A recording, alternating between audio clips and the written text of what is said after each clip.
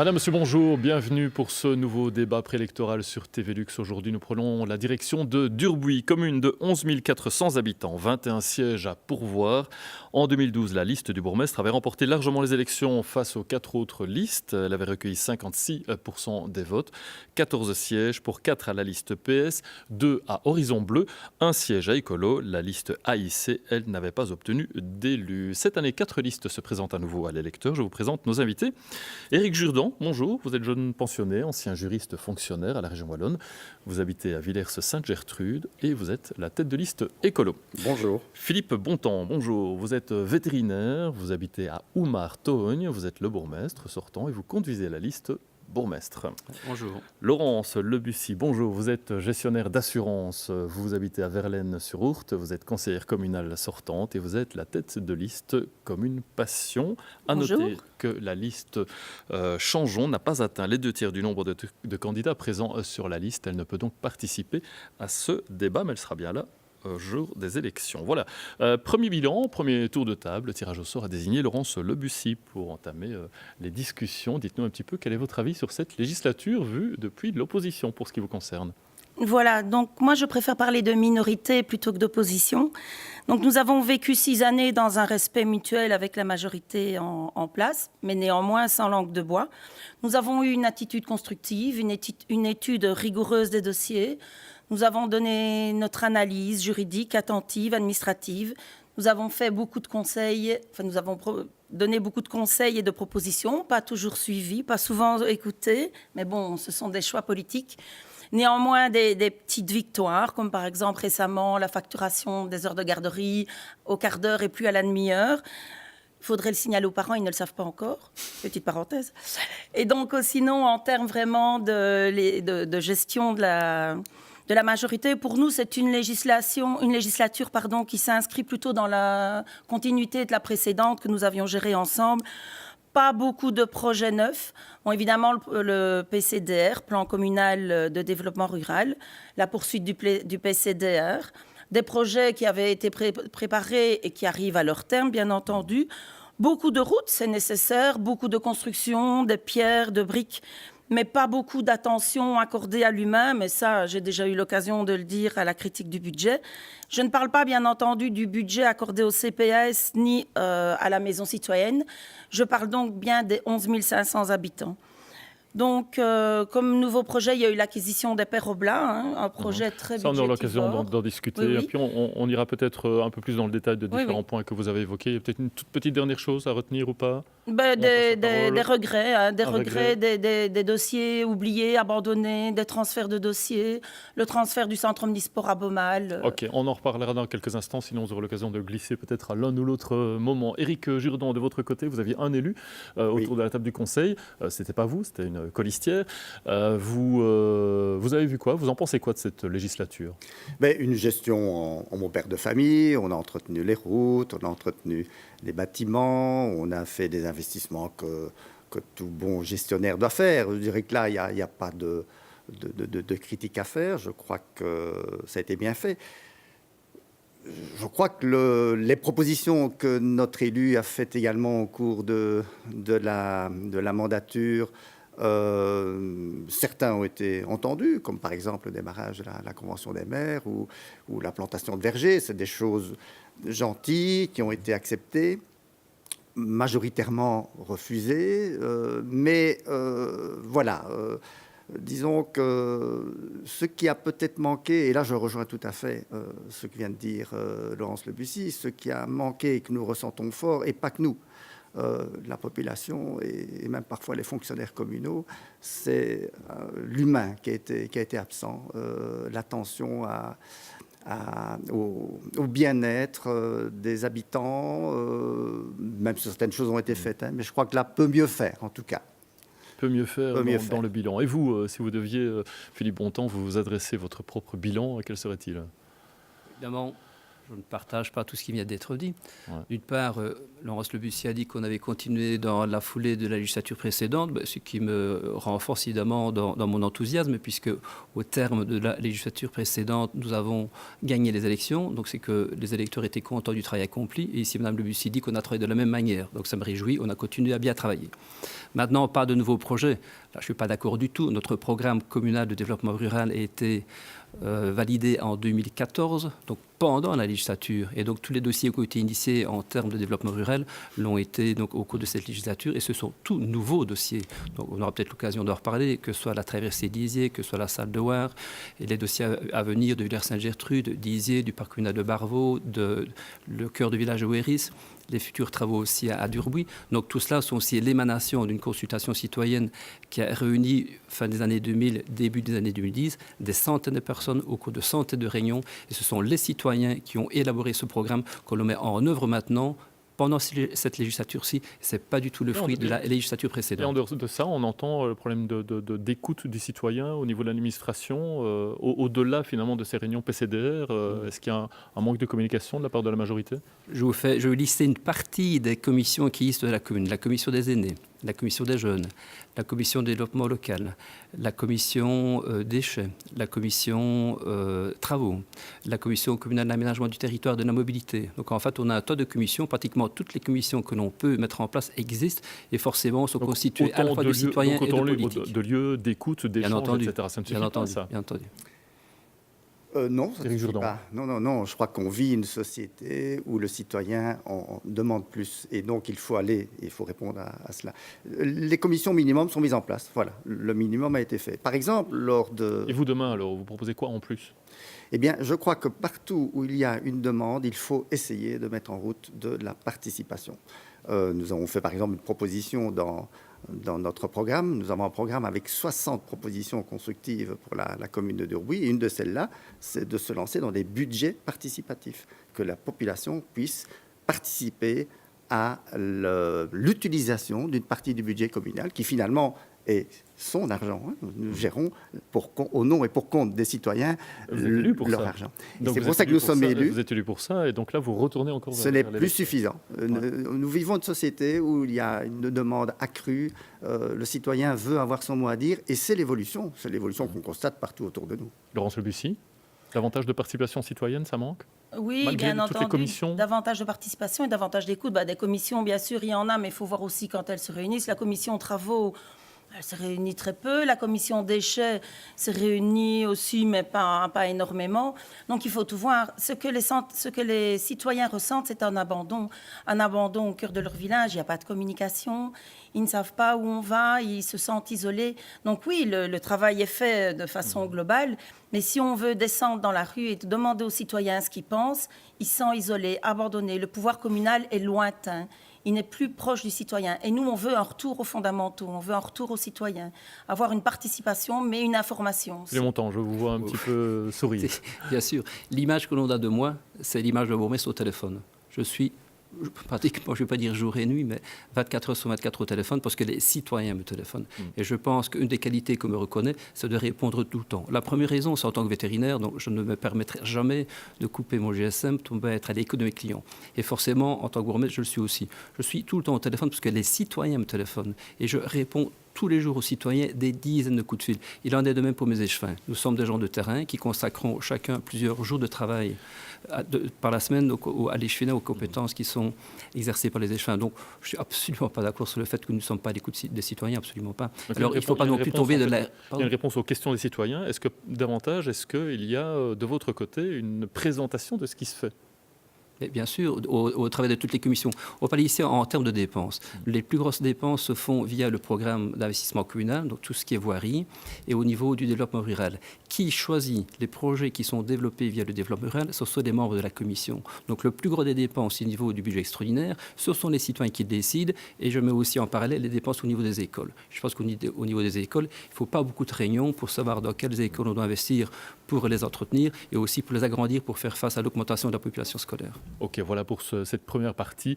Il y a une chose à côté de laquelle, évidemment, on ne va pas pouvoir passer, c'est cette fin de législature qui a été marquée par l'arrivée d'un investisseur, Mark Cook, avec le rachat, la fusion de la Petite Merveille avec Durbuy Aventure, le rachat de plusieurs hôtels, de maisons, récemment encore du golf de Durbuy. Je me tourne vers vous, Philippe Bontemps. Est-ce que Durbuy est en train de vendre son âme au privé?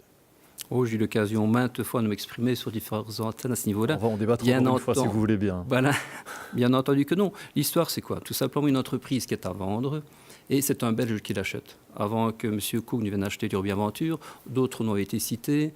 Est-ce qu'on accueille les bras ouverts? Est-ce qu'on est content de voir débarquer sur la commune de Durbuy un tel investisseur qui prend autant de place petit à petit? N'importe quel bourgmestre est content d'avoir un investisseur privé qui vient, qui vient donc investir et faire travailler des entreprises locales. Il y avait des entreprises en difficulté, des entreprises qui étaient à vente, et M. Cook les a achetées.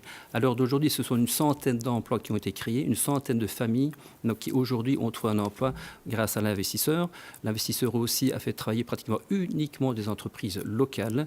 Et ici, pratiquement au quotidien, dans mes deux fonctions, j'entends les citoyens dire comme cela a changé, comme le site de Rome est beau, c'est clair, c'est net, etc.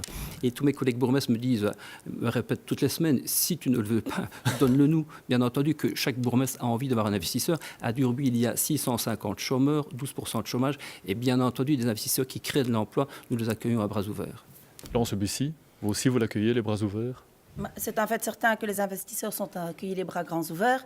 Maintenant, on parle de 100 emplois créés. Je voudrais bien qu'on vienne me montrer les chiffres, comme quoi le nombre de demandeurs d'emploi de Durbuy est passé de 650 à 550. Ouais, vous doutez aussi. Évidemment, on dit qu'il y a eu 100 créations d'emplois, mais je ne connais pas énormément, je connais quand même beaucoup de Durbuysiens, je n'en connais pas énormément, si ce n'est dans des toutes petites fonctions basiques qui ont été engagées.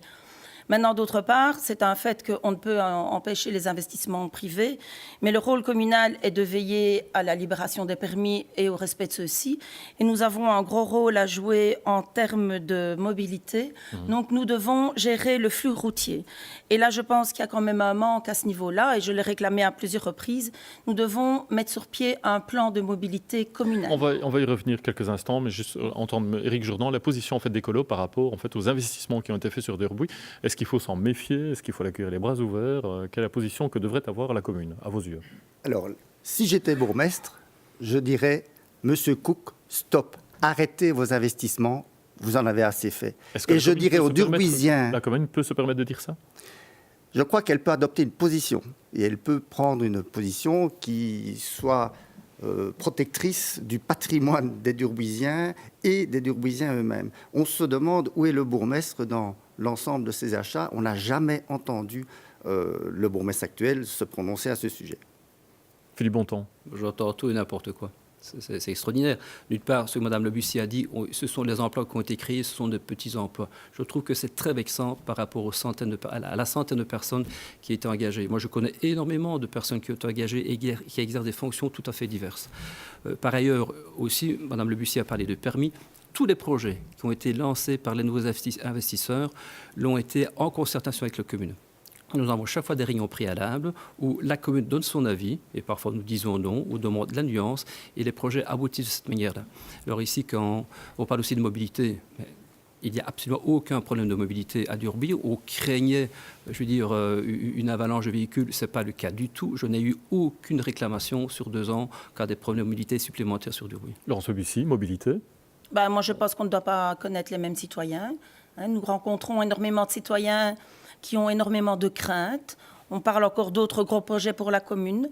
Donc, le citoyen ne s'exprime peut-être pas, ou peut-être qu'on entend uniquement ce qu'on veut. Concrètement, c'est quoi les problèmes de mobilité? Les problèmes de mobilité, c'est-à-dire que les personnes, les habitants de Durbuy ont peur de voir des personnes qui circulent dans leur village n'importe.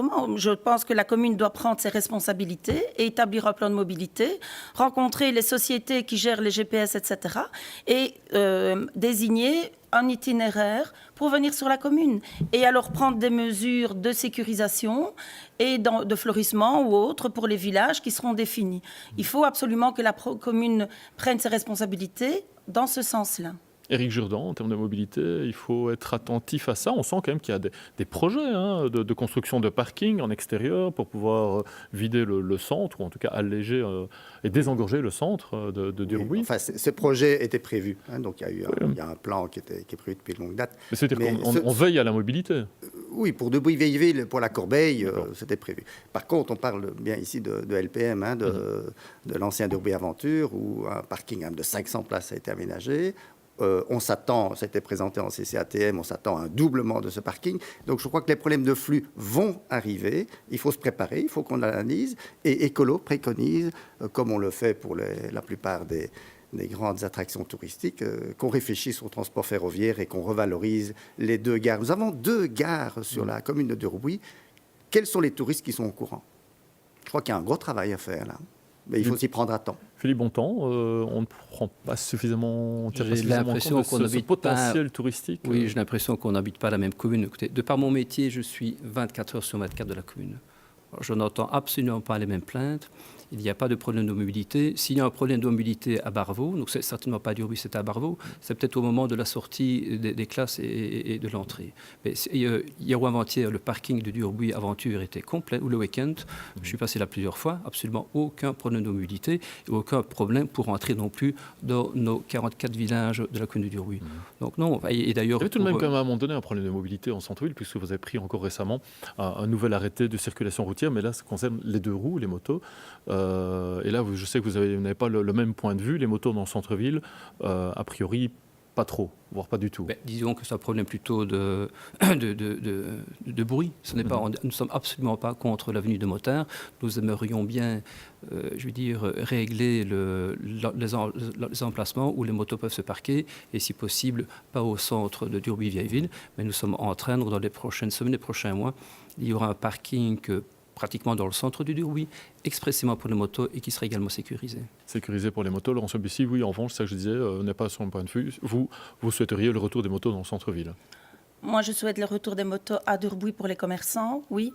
Je trouve qu'il est dommage que la ville n'ait pas signé la convention avec FEDEMOT. Et je pense que, et c'est un des regrets que nous avions aussi, les choses sont faites de façon unilatérale. Il y a beaucoup de choses qui sont faites, mais quand on pense à la place des gens, ça ne va pas. On doit créer avec les gens. Et ici, si on veut trouver une solution pour les motards, il faut le faire en collaboration avec FEDEMOT.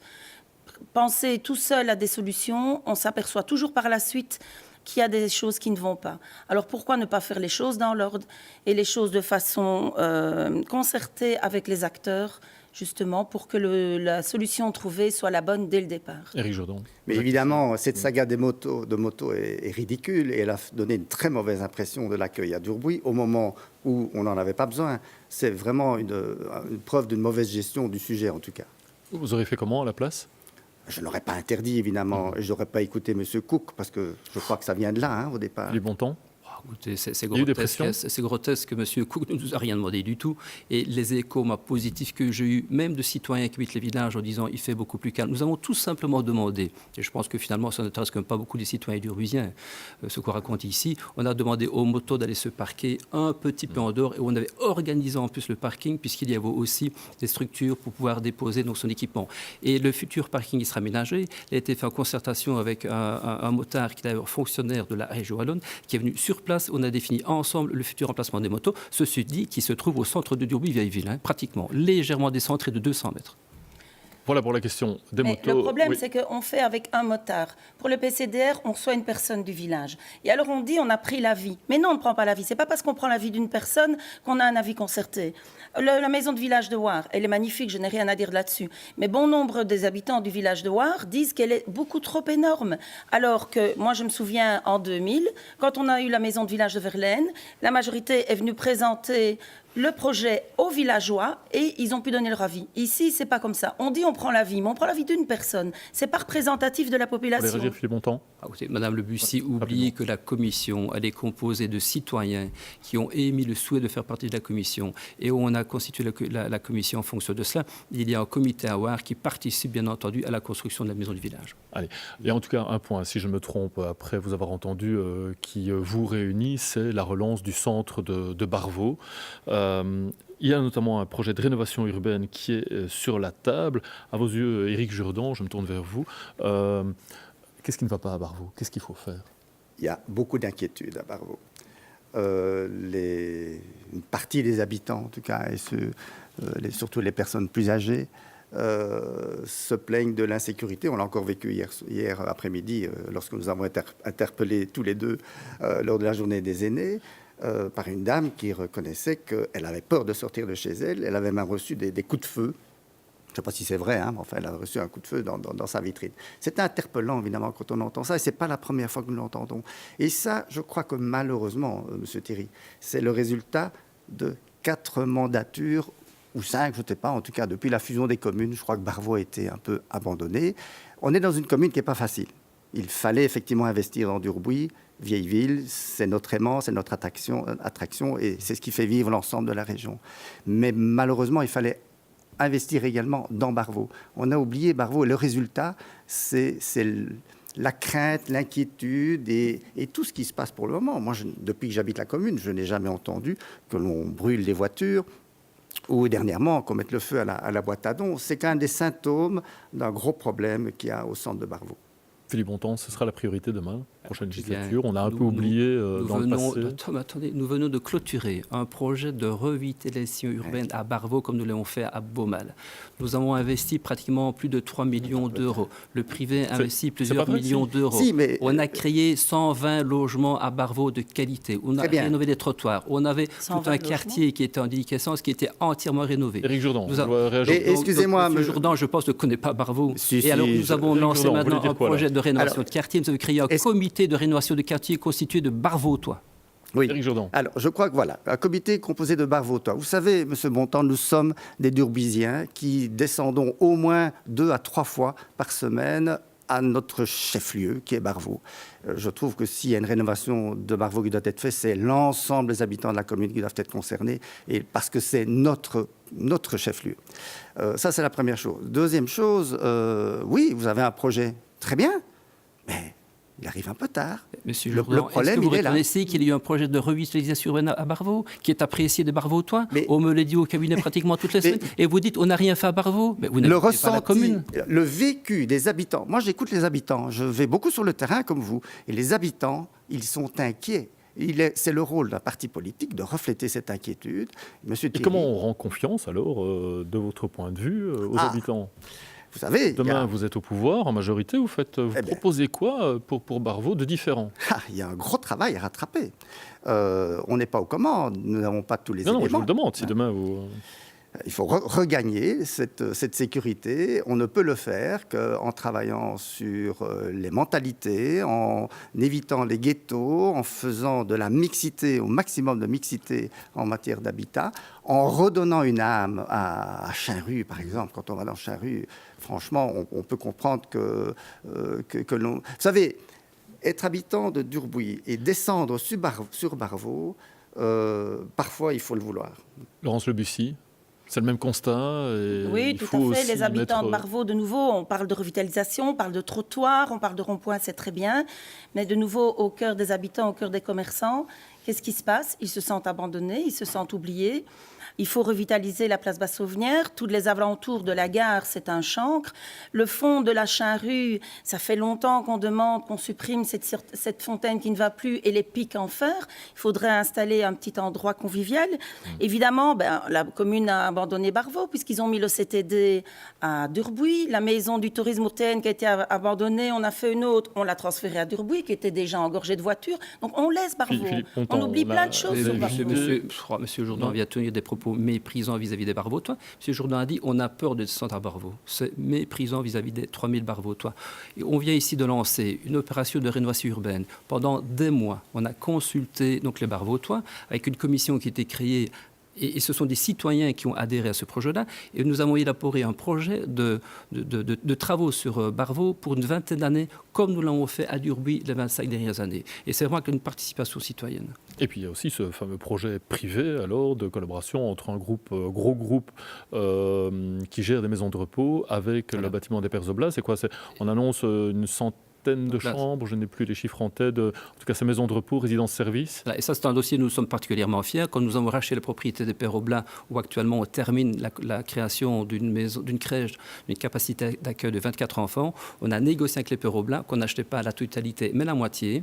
Et l'entreprise privée que j'ai rencontrée, donc on s'est mis d'accord qu'elle achetait la moitié avec l'engagement d'y construire un quartier destiné aux aînés, soit 2 fois 10 appartements, 24 résidences seniors, 29 résidences services et un home de 68 personnes. Et croyez bien que ce projet-là fait plaisir à beaucoup de personnes parce que celles et ceux qui un jour devront avoir accès à une structure, je veux dire, adaptée aux difficultés, pourront rester dans leur commune, près de leur famille. Une bonne nouvelle, ça. Moi, j'aurais bien voulu savoir le budget communal réservé à ce projet. Zéro. Donc c'est un projet purement privé. Nous, au départ, on achetait l'ensemble de la propriété.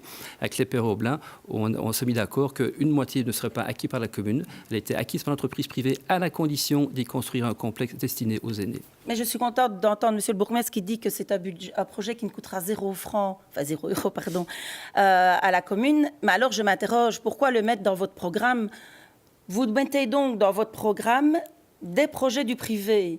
Mais alors, on peut faire une brique. Hein. Madame Le Bussy, mais ce n'est pas. C'est un projet. Comment est-ce qu'un pouvoir communal ou une liste peut mettre dans son projet de programme un projet du privé? Moi, ça me dépasse. Donc, vous attribuez, en fait, des dépenses qui vont être faites par le groupe Vulpien et vous targuez qu'il va y avoir autant de logements. Oui, c'est très bien. Mais comme on a parlé d'autres investissements privés, donc tous les investissements privés sur la commune sont grâce à M. Bontemps, qui passe sa journée au téléphone. Tout simplement, vous êtes en avance là sur votre temps. Tout simplement parce que j'ai rencontré le groupe privé qui aurait bien voulu travailler sur Durbuy. Je leur ai dit que j'avais un projet que j'aimerais bien qu'on le développe sur la commune. Et c'est un projet destiné aux aînés. Dans les jours qui ont suivi, j'ai été mis en contact avec ce groupe-là. Et au niveau des Pères Aublin, c'est à notre initiative qu'il était décidé donc, de dédier une partie. Voilà. Cette maison, ça va aussi permettre peut-être de réinvestir Barvaux, de ramener un peu de vie. Oui, encore une fois, je ne sais pas qui est méprisant. Je crois que la commune jusqu'ici a été méprisante, peut-être vis-à-vis des habitants qui vivent l'enfer certains soirs chez eux pour le moment. Alors, si ce projet peut y contribuer, tant mieux. Il est temps d'investir dans Barvaux. Maintenant, juste une petite remarque, s'il vous plaît. Il y a quand même tous les gens du quartier des Alizés qui ont signé une pétition il y a quelque temps contre ce projet auquel je souscris. Je trouve que c'est très bien d'avoir une maison de repos et les services qui vont tout, mais leur pétition n'a pas été entendue. Le projet est présenté donc comme un projet de la majorité qui est tout ficelé, mais il n'y a pas encore eu d'enquête publique. Les habitants des quartiers environnants demandent que va-t-il advenir de la route dont on parle derrière, et c'est une route publique, et c'est une route privée. Voilà, il y a des tas de questions qui sont posées, et de nouveau, c'est nébuleux, il n'y a pas de communication, et c'est ça qu'on reproche principalement. On jette des projets, on se les attribue, et puis il n'y a pas de communication. On a rencontré donc les personnes qui se posaient des questions, et on a demandé à la société d'adapter le projet, ce qui a été fait. Durbuy, 11 400 habitants, pas vraiment de salle de sport digne de ce nom. Vous avez pris l'option de rénover la salle du Sassin à Beaumal. C'est difficile d'avoir une salle de sport à Durbuy. L'option, qu'il fallait vraiment suivre, c'était la rénovation de cette salle polyvalente et sportive. Là, donc, la construction de nouvelles salles aurait coûté entre 7 et 8 millions d'euros puisqu'il fallait acquérir le terrain donc, en zone inondable. Et ici, nous avons fait clairement le choix pour des raisons budgétaires de rénover le Sassin qui en avait aussi un grand besoin. Donc, vraiment pour des raisons budgétaires et aussi entretenons d'abord ce que nous avons avant de construire de nouvelles infrastructures. Et en limitant aussi le budget, on peut aussi travailler sur les autres sites sportifs de la commune. Une petite réaction, je sais que vous m'avez dit que c'est bien dommage, vous m'avez dit qu'il n'y a même pas de sport du tout, pas de salle de sport, à Durbuy. Il y a le Sassin, qui est une salle touristique et qui est aménagée pour y faire du sport. Non, je crois que notre commune a besoin d'une salle de sport, ça, je crois que tout le monde est d'accord. Cette salle a déjà bénéficié d'une étude qui a coûté plus de 25 000 euros, dont on ne tient pas compte, ça, on ne comprend pas. Pour nous, elle doit se situer au cœur de la commune et il faut renforcer notre chef-lieu qui est Barvaux. C'est à Barvaux que ça doit avoir lieu, pas au Sassin. Vous savez, les habitants qui habitent autour du Sassin, nous les avons aussi écoutés. ils ont déjà la petite batte qui leur pèse tous les dimanches. Et d'ailleurs, ils souhaiteraient d'ailleurs qu'on les entende aussi pour avoir des équipements complémentaires. Il y a des travaux d'insonorisation qui sont prévus. Il y a l'insonorisation et il faut absolument insonoriser cette salle. Les habitants en ont un peu marre des soirées et des sacrifices qu'ils font finalement. Mais alors, si on ajoute en plus cette salle de sport, les parkings, les allées et venues, je ne crois pas que c'est le bon endroit pour le faire. Revenons sur Barvaux et continuons à chercher une solution qui soit économiquement possible. Laurence Le Bussy. Bien entendu, l'étude a coûté 27 000. Voilà, 27 045,92 € pour être précis. C'est une étude qui a été réalisée en 2011. Et donc, de façon unilatérale, le pouvoir en place décide de modifier l'endroit de l'implantation pour des raisons soi-disant économiques. Alors que de toute façon, on n'a jamais dit qu'il fallait faire tout en une fois. Je l'ai déjà dit au conseil communal, on m'a répondu, tu veux un centre omnisport clé-sur-porte comme à Auton ou à Moire? Moi, je dis oui. Il ne faut pas avoir les yeux plus grands que le ventre, on peut phaser. C'est clair que ça fait partie des éléments pour redynamiser Barvaux. La salle du Sassin a besoin d'une rénovation, a besoin d'une isolation. Et à vos yeux, Durbuy a les moyens financiers? On entend quand même qu'il y a une raison budgétaire derrière. Oui, mais la raison budgétaire, pour investir plutôt ici, dans la le projet, c'est de rénover le Sassin, de faire une autre salle à côté. Les Barvautois, dans leur projet, veulent encore faire une petite infrastructure légère sportive, mais si vous mettez ça tout bout à bout, on pourra très bien avoir le premier centre omnisport de base. On n'a pas besoin de faire le monde en un jour. Et au moins, là où c'était, on pourra s'étendre. Là où ils veulent le mettre, c'est coincé entre l'ourte et l'espace. C'est pas possible. Il faut être cohérent. Et de nouveau, ce manque de cohérence. Philippe Bontemps. Eh bien, un projet de l'omnisport tel qu'il a été désigné, l'ordre désigné, aurait pris les capacités d'emprunt de la ville pour 3 ans. Pendant 3 ans, on n'aurait pu consacrer aucun moyen budgétaire à aucun autre projet. Il n'en est pas question. La volonté de la liste est de travailler dans les 44 villages de façon équitable et plus harmonieuse possible.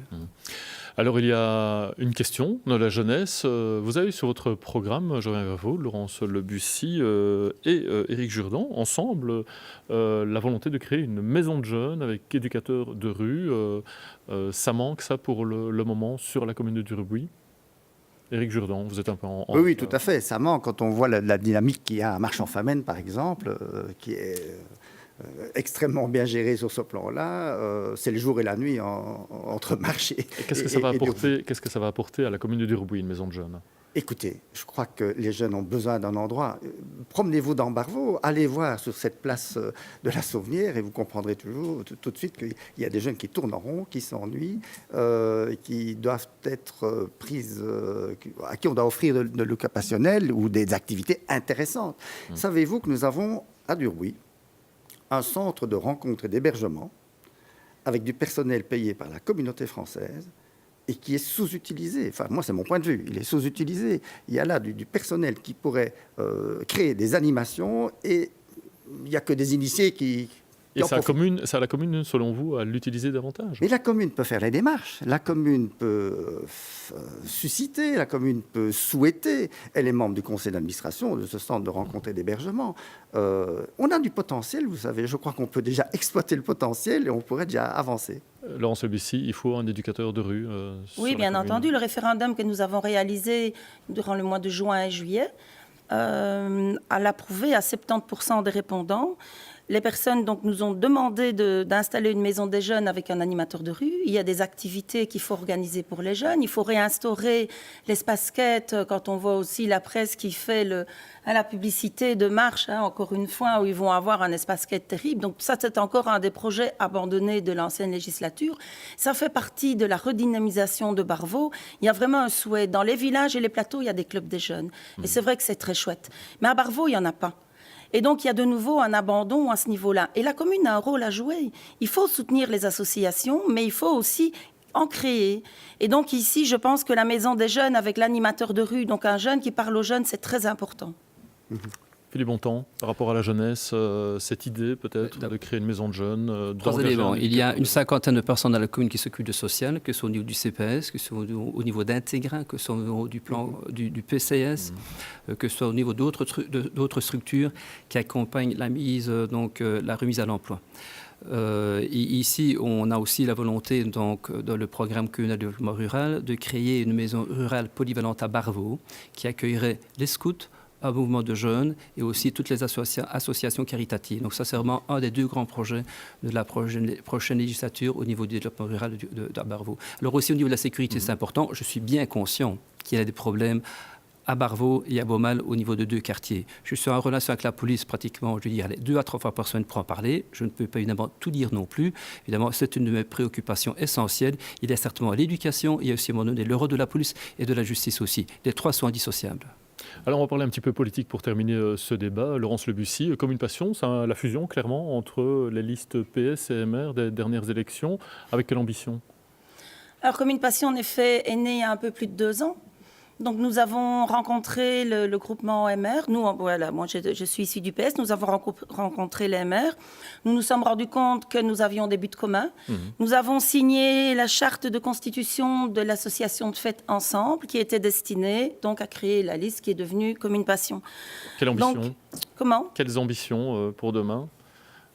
Je voudrais juste achever parce que ce n'est pas limité au PS et au MR, et là c'est très important. Il y a un 3e pilier qui nous a rejoint, qui est la population, et nous n'en formons plus qu'un. Et c'est une liste citoyenne qui a toutes les couleurs et qui n'en a pas. Chacun le voit comme il veut. Je crois que c'est très important. Il ne faut pas limiter notre liste à l'association PS-MR, mais aussi à des Durbouisiens qui n'ont pas de couleur. Et c'est cette opportunité-là qui a fait que des gens nous ont rejoints.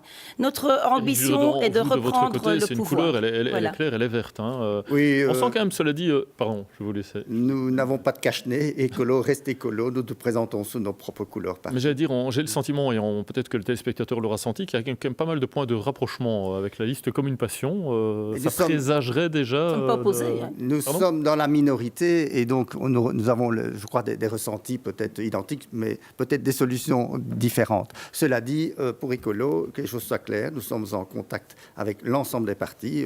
Avant d'entrer dans le studio, j'ai encore répété notre souhait de rencontrer la liste du bourgmestre. Nous avons déjà eu une réunion avec Comme une passion et j'ai la semaine prochaine une réunion avec Changer Changeons. Donc nous avons des contacts avec l'ensemble des partis. Nous échangeons nos programmes, voyons les... Il y a des points de convergence, il y a des points de divergence et des points peut-être de rupture.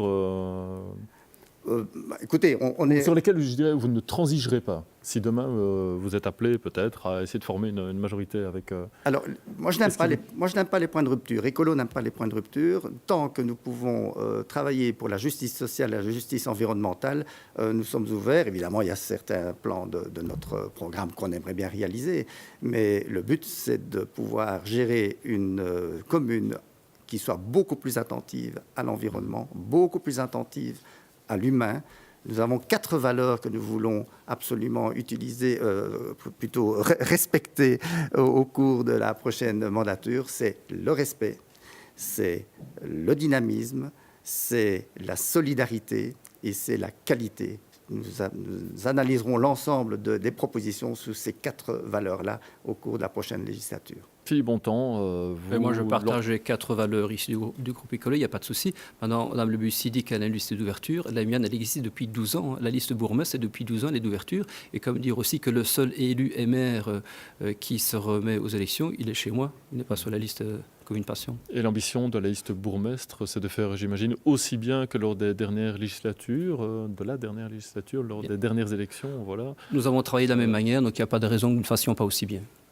Aux dernières élections, il y avait eu quand même une tentative de rapprochement, voire même une signature de préaccord avec la liste PS alors à l'époque. Il y a des préaccords qui sont signés, qui peuvent être dits ouvertement. Il n'y a absolument rien de signé. Non. Et chez vous? Absolument rien, non. Absolument rien. Ok. Bien, un dernier mot et dernier tour de table pour vous tous. On va recommencer avec vous, Laurence Lebussy. Des mots de conclusion.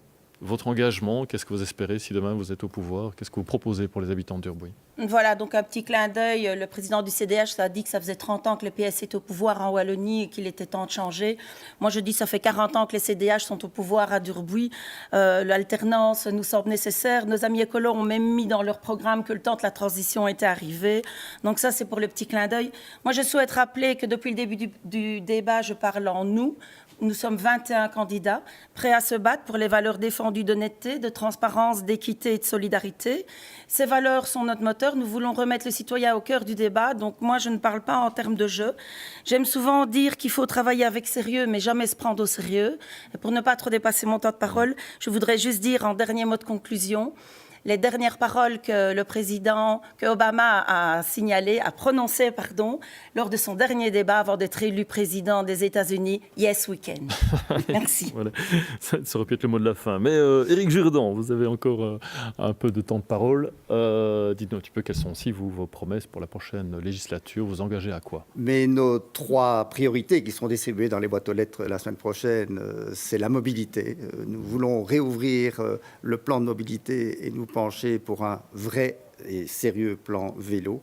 Nous voulons également absolument, et nous entendons ça en permanence, et c'est pas nouveau, mais il y a un gros travail à faire sur la vitesse dans les villages. Il y a une réflexion qui sera sans cesse sur la table, mais là, nous voulons absolument avancer. Nous trouvons que la solidarité peut être encore améliorée. Le CPAS pourrait faire encore un travail meilleur, même s'il fait déjà un bon travail. Et nous souhaitons que la commune de Durbuy s'investisse dans la création d'un parc régional. Vous savez qu'il n'y a aucun parc régional, parc naturel.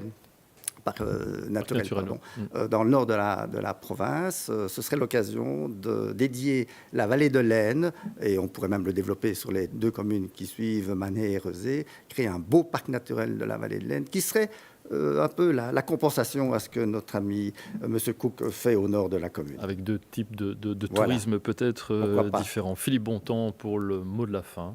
Là, Votre engagement pour la prochaine législature? Ma liste bourgmestre pas CDH. Donc, évidemment, on va continuer à travailler comme elle l'a fait il y a 6 ans. Et il y a 6 ans, nous avons été plébiscités sur la manière de travailler. Notre équipe travaille au quotidien, se consacre plusieurs jours par semaine à sa tâche. Ici, M. Jourdan parle de réserve naturelle. Nous avons déjà à Durbuy... C'est pas la même chose. Parc naturel. Oui, mais Voilà. simplement, c'est que nous différent. avons déjà une centaine d'hectares aussi dédiés, je dirais, à la nature. 25% du territoire est protégé par le statut Natura 2000. 50% des propriétés communales sont Natura 2000. Et je voudrais aussi terminer en disant que la sécurité reste vraiment une de mes préoccupations quotidiennes. Et je suis en contact régulièrement avec celles et ceux qui veillent au quotidien à mes côtés. Et alors aussi terminer en disant que nous n'avons plus augmenté de taxes depuis 20 à 30 ans et que nous nous engageons à ne pas les augmenter durant les 6 prochaines années.